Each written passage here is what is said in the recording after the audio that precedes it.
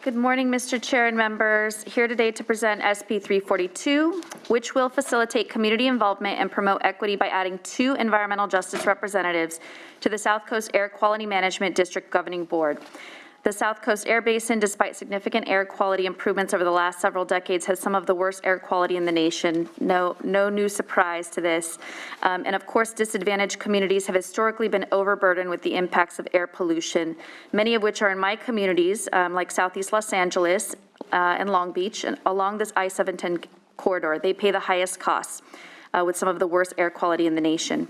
And appointing members to the board that represent and work directly with communities that are disproportionately burdened by high levels of pollution will bring valuable expertise concerning the environmental burdens that are undermining the region's ability to meet air quality standards and will drive significant change to protect the well-being of these communities.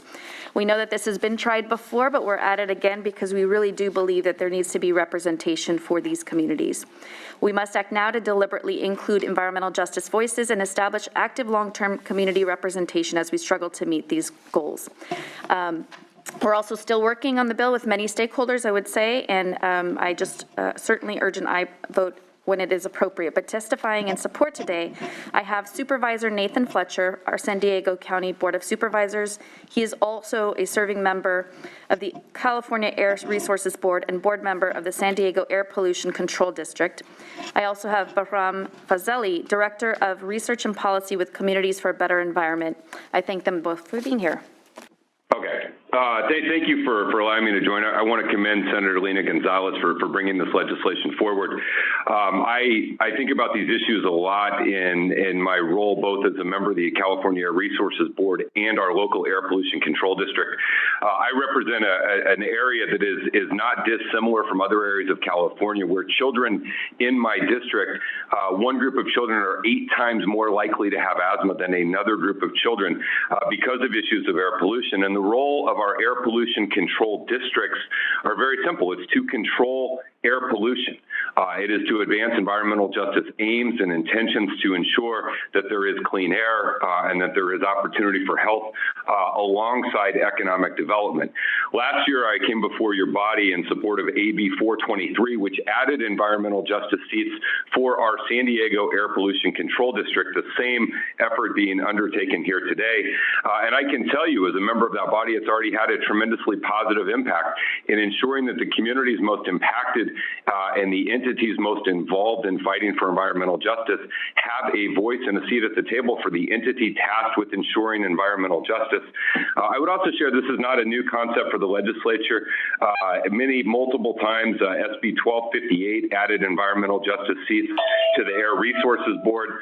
Obviously, we've seen the AB 617 process required rigorous community engagement for both air districts and CARB. And then, of course, last year we did this. This really adds a measure of local control by adding local environmental justice seats to this air district. And I think this is a great effort. I'm pleased to support it. And I really hope we can advance to fulfill the true mission and intent of these air districts. And again, my appreciation to the author for all of her work to bring this forward and hopefully like to see support for it today. Thank you. Hello. Good morning. My name is Bahram Fazeli, Director of Research and Policy at CBE. Communities living at the fence line of fossil fuel operations and polluting facilities have experienced firsthand that many times, and on key votes, the majority of AQMD board members have been reluctant to stand up to big oil and protect working class communities of color. Influence of big oil on the board is so significant that we see in many cases when AQMD staff who have extensive expertise on the issues are often reluctant to propose most health protective measures to benefit frontline communities in fear of being rejected or chastised by a slim majority of board members who are often much more enthusiastic to protect powerful polluters than families living with cumulative adverse health impacts of pollution.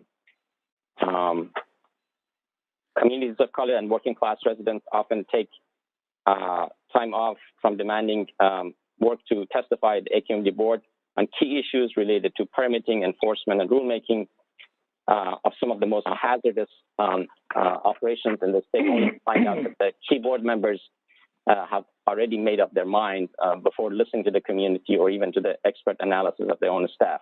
when a regional agency Director Vasselli, I'm so sorry. We're gonna ask you by to just wrap up. I'm so sorry. We just have time constraints. Can I just make one sentence that I think is key to Yes, this testimony? please. When a regional agency created by the state does not do much to protect the rights of its most vulnerable groups, the state has an obligation to step in.